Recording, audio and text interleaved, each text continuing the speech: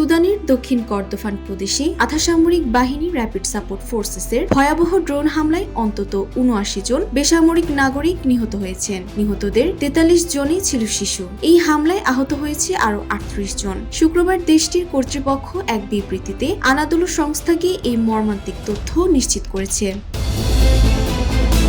দক্ষিণ কর্দোফান রাজ্য সরকার জানায়, বৃহস্পতিবার পশ্চিম সুদানের কালোগি শহরে এই হামলার ঘটনা ঘটে। আরএফএস এর ড্রোন থেকে ছোড়া ৪টি ক্ষেপণাস্ত্র সরাসরি একটি কিন্ডারগার্টেন, একটি হাসপাতাল এবং শহরের ঘনবসতিপূর্ণ এলাকায় আঘাত হানে। নিহতদের মধ্যে ৪ জন নারীও রয়েছে।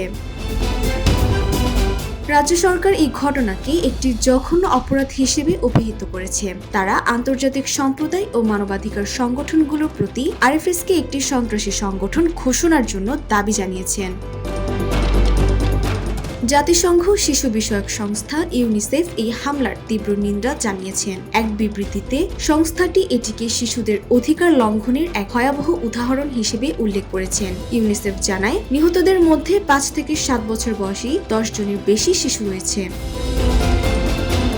২০২৩ সালের এপ্রিল মাসে সুদান সেনাবাহিনী ও আরএফএস এর মধ্যে শুরু হওয়া এক গৃহযুদ্ধ ভয়াবহ রূপ ধারণ করেছে। বিশ্ব স্বাস্থ্য সংস্থার তথ্যানুসারে এই সংঘাতে এখন পর্যন্ত অন্তত ৪০,০০০ মানুষ নিহত এবং প্রায় ১,২০,০০,০০০ মানুষ নির্যাতিত হয়েছে।